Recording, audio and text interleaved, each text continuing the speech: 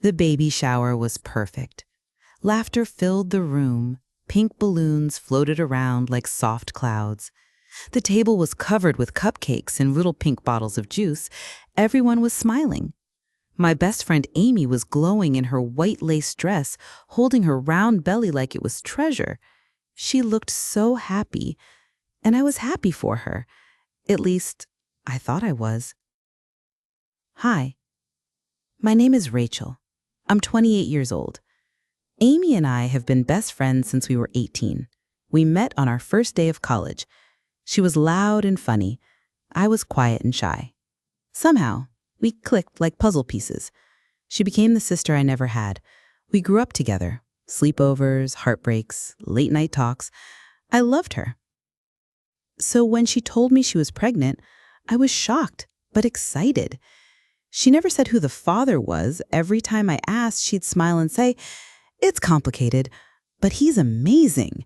Still, I supported her.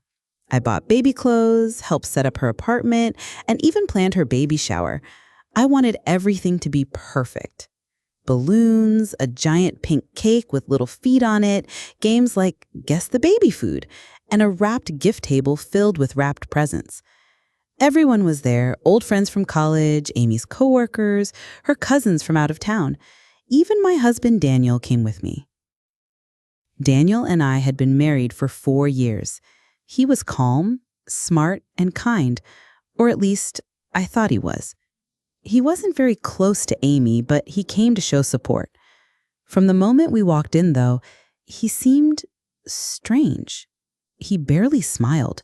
He kept checking his phone, and when Amy walked over to greet us, his face changed. He looked nervous, like a student waiting to be punished. I didn't think much of it at first. I just thought maybe he was tired. Amy hugged me tightly and whispered, "You outdid yourself, Rachel. I love you so much." That made me smile.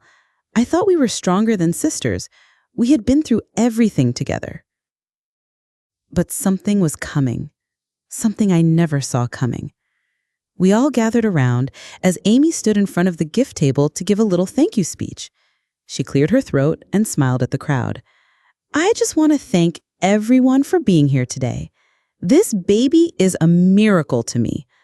I never thought I'd be a mom, and now I'm going to raise a beautiful daughter with the man I love." Everyone clapped and smiled, but then she said it. "The father is married, but he's finally leaving his wife for us." The room went quiet for half a second. Then people started whispering and giggling like it was a juicy joke. Some clapped awkwardly, others looked confused. I felt like the air had been sucked out of my lungs. I turned slowly to look at Daniel. His eyes were wide, his lips were tight, his hands were shaking. I thought maybe I was imagining things, maybe he was just shocked like I was. But then he leaned in close to my ear and whispered, "We have to go. Now." "What?" I asked, still trying to understand what was happening. "We need to leave. I'll explain everything in the car," he said, grabbing my arm gently but firmly. I looked back at Amy. She was smiling and laughing, like nothing strange had happened. People were taking photos. Some were already handing her more gifts to open. The whole room felt like a dream I didn't want to be in. We walked out of the hall. I didn't say goodbye. I didn't even take the slice of cake Amy had saved for me. Outside, the sun was still shining. Birds were chirping. It was a beautiful day. But my heart was beating fast. My legs felt like jelly. We got into the car. Daniel sat behind the wheel and stared at the road. I waited. "Daniel," I said, "what is going on?" He didn't speak at first. He just let out a long breath. Then he looked at me with the saddest eyes I'd ever seen. And he said it. "I'm the father." I blinked. "What?" "Amy's baby. It's mine." My stomach twisted like I had been punched. I couldn't speak. I couldn't think. I just stared at him, waiting for him to laugh, to say it was a joke, a mistake, anything. But he didn't. He just sat there, holding the steering wheel, breathing hard. "I didn't mean for it to happen," he said. "It was one night. I was drunk. We argued that week. You were so busy with work. She showed up and I made a mistake." A mistake? My best friend was having a baby with my husband, and he called it a mistake? I felt cold, like someone had poured ice water into my veins. "I didn't want to tell you like this," he continued, "but when she said that in front of everyone, I panicked. I didn't know she was going to say it." I covered my face with my hands. I didn't cry. Not yet. "I'm sorry, Rachel," he whispered. "I never meant to hurt you." But he did. They both did. My whole world had just fallen apart, and I had planned it. I decorated the room, ordered the cake, made the gift bags, and all the while I was smiling, not knowing that I was standing at the center of the biggest betrayal of my life. And it had only just begun. I didn't cry, not in the car, not on the way home, not even when I walked into our bedroom and saw the framed photos of our wedding day still hanging on the wall. I just sat on the edge of the bed, staring at nothing. My heart wasn't just broken, it was confused. My mind kept saying, "This can't be real. This must be a dream." But it wasn't. It was very real. Daniel stood by the door like a lost puppy. He didn't know whether to sit, speak, or leave me alone. He just kept saying, "Rachel, please, I'm sorry." I didn't reply. What was I supposed to say? That it was okay? That I forgave him for getting my best friend pregnant? He finally sat down across from me and began talking. A long, nervous mess of words. It only happened once. We were both emotional. "She came to drop off the photo album she made for your birthday. You weren't home. We started talking about the past, and one thing led to another." I stared at him like I didn't know him anymore. Maybe I didn't.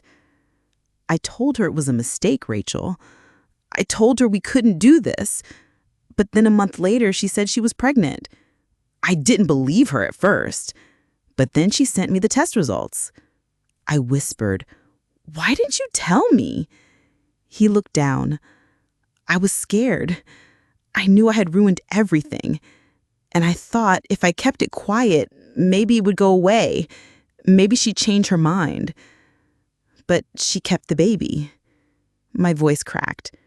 "And now you want to raise it with her?" He didn't answer, but the silence told me everything. I stood up.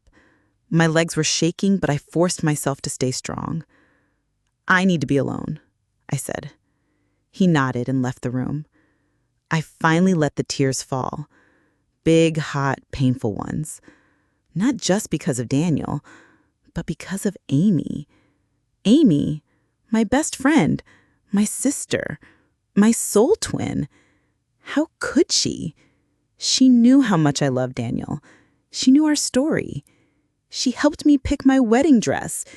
She held my hand during tough times. I thought she loved me. I thought she respected me. I was wrong. Later that night, she had the nerve to call me. I almost didn't answer, but I wanted to hear what kind of excuse she would give me. "Rachel," she said gently, "I know you're angry. I didn't mean for you to find out like that." "Like that? You're pregnant with my husband's baby," I snapped. "How did you want me to find out? With balloons? A card?" She was quiet for a moment. Then she said the thing that made my whole body freeze. "I didn't plan this, Rachel, but we're in love." In love? In love? This girl had lived in my apartment when she was broke. She had eaten food from my fridge. She cried on my shoulder when her last boyfriend left her. And now she was telling me she had fallen in love with my husband. I laughed, not because it was funny, but because I was losing my mind. "Does he love you back?" I asked. "Yes," she said quietly. "He said he's going to be in the baby's life." That was all I needed to hear. I hung up, and I didn't cry anymore. That was the moment I changed. No more tears, no more begging, no more asking why. Instead, I got up. I walked into the bathroom. I looked at myself in the mirror, eyes red, lips trembling. But something in me had turned cold. If they wanted to play dirty, then fine. I could be dirty too. The next few days were hard. I couldn't eat. I couldn't sleep. But I also couldn't sit still. I started thinking, remembering every detail. Like the time I gave Amy money to pay her rent. The clothes I let her borrow and never got back. The dinner nights when she came over and stayed late, when Daniel and I were already in bed. Had it started back then? Was I blind the whole time? Everyone around me kept texting. Some had been at the baby shower and were asking questions. Others had heard rumors. A few friends messaged to say they were so sorry. But I didn't answer anyone. Instead, I opened my laptop. I went to my bank app. I started looking at every transfer I had made to Amy in the past year. Rent, groceries, hair appointments, even a birthday spa day. Over 1 million naira in total. I made a spreadsheet. I saved it. Then I opened my phone. I started collecting messages between Amy and me. Chats where I offered help. Voice notes where she cried about having no one else. I had receipts, all of them. I wasn't going to scream. I wasn't going to fight. No. I was going to build my case, brick by brick. This wasn't just betrayal. This was war. I didn't scream. I didn't curse. I didn't throw things. Instead, I did what they never expected me to do. I stayed calm. On the outside, I smiled politely. I still went to work. I still posted pictures. I even answered texts like nothing had happened. But inside, I was a volcano. Quiet, building, waiting to erupt. I had one mission now: protect myself and destroy every piece of the life they built on my back. I started with Daniel. One evening, he came into the kitchen while I was slicing apples. "Have you thought about what we're going to do?" he asked softly. I didn't look up. "What you're going to do, not me." "Rachel, please, I still love you." I put the knife down and faced him. "You got my best friend pregnant. There's no us anymore." He sighed. "Can we at least try counseling? I made a mistake, but I still want to fix it." Fix it? This wasn't a broken chair. This was my whole life smashed to pieces. I pointed to the door. "You can go live with Amy. That's where you belong now." He didn't argue. He just left. And that was the last night he slept in our house. The house. That was something he didn't think about. It was in my name. Everything in it, from the chairs to the fridge to the spoons, we bought with my money. Daniel always said I was better with numbers, so I handled all the accounts. Now, that worked in my favor. I called my lawyer the next day. I told her I wanted a divorce. She asked if I was sure. "More than anything," I said. She smiled and got to work. Next came Amy. She had no idea what I was planning. She still posted happy baby bump pictures on Instagram. Her captions were full of little lies. "Starting this new journey with someone I love. So grateful. We've had our ups and downs, but this baby is our miracle." I wanted to throw up. But instead, I clicked save. I took screenshots. Then I gathered all the evidence. The money I gave her over the years, the chats where she said she had no one, the photos of her sleeping on my couch, the time I paid her phone bill, the gifts I bought for her unborn child. I wasn't just hurt. I was used. I sent everything to her landlord. Amy had told me she was struggling to pay rent. I had helped her before, but now I sent her landlord proof that she had another source of help, Daniel. I sent the same to her boss. She worked part-time at a small boutique. I sent screenshots of her affair, her baby daddy drama, and even a video from the baby shower where she announced that her baby's father was married. Her boss replied to me, "Wow, thanks for sharing. This reflects badly on our business." A week later, Amy was jobless. She called me. I didn't answer. She sent voice notes. "Rachel, I lost my job. My landlord is threatening to kick me out. Can we talk? Please don't do this to me. I'm pregnant." But she had already done it to herself. Daniel moved in with her. I heard through mutual friends. He left the comfort of my house to stay in her tiny one-bedroom apartment. He said it was for the baby. But I knew the truth. He had nothing left with me. No money, no respect, no home. I was taking everything. The divorce moved fast. Daniel had no idea how much he'd lose. When the lawyer handed him the papers, he was shocked. "You're keeping the house?" "Yes." "The car?" "Also mine." "Wait, my savings?" "Joint account." And I added more. He looked at me like I was a stranger. "Rachel, you're being cruel." I raised an eyebrow. "And what were you being when you slept with my best friend?" He had no answer. Amy's pregnancy reached the final weeks. She looked tired in her pictures now. No filters, no makeup, just swollen ankles and sad eyes. I knew she had no job. Her landlord eventually kicked her out. She had to move in with her older sister, who hated drama and had no patience for freeloaders. I heard Amy cried every night. She wasn't glowing anymore.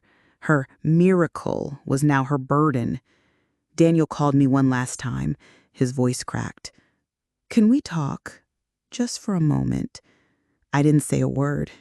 I just blocked his number. They thought I would break. They thought I would beg. But I rose. I got a new haircut. A new job opportunity opened up. I took yoga classes. I joined a book club. I even started dating again. Not to forget, but to remind myself that love didn't have to mean pain. They had taken my heart, but I had taken back my power. Amy gave birth alone. I didn't visit. I didn't call. Not even a text. She had Daniel, didn't she? Or so she thought. But when the baby came, reality hit her like a train.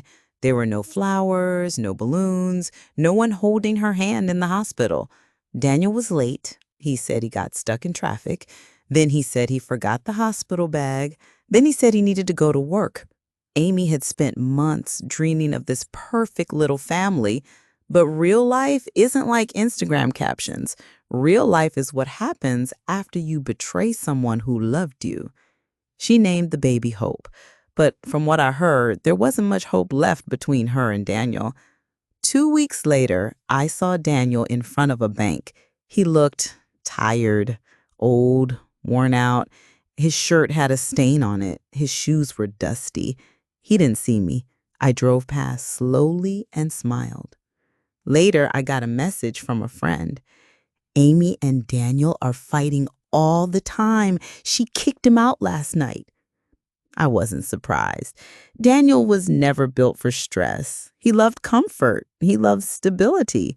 That's what he had with me. Amy had none of that.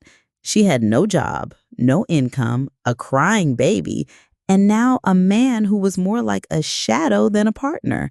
I heard he moved in with his cousin. I didn't care. People always ask me how I stayed so calm. They say, "Rachel, how did you not burn their clothes? How did you not fight her? How did you stay so strong?" And I tell them, the best revenge is silence. The best payback is peace. The sweetest justice is watching them lose everything they built on your pain. I spent the next few months pouring love back into myself. I traveled, I laughed, I danced, I wrote in my journal every morning. I told myself, you survived.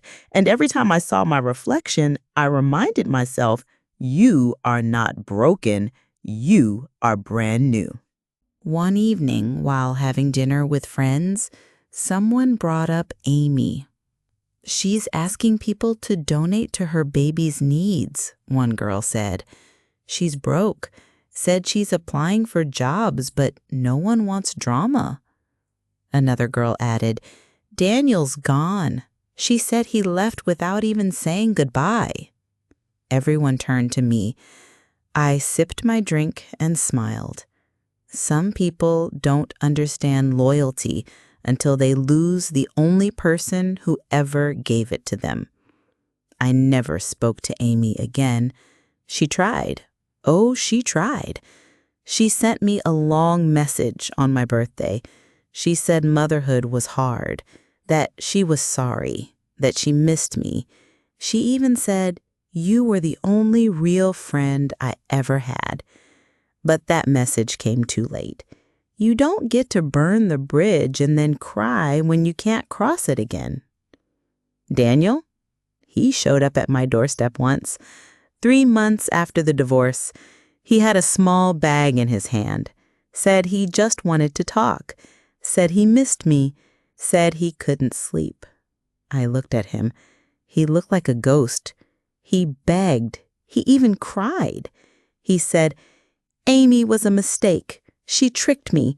I ruined everything. And then he asked the question that made me laugh. Can we start over?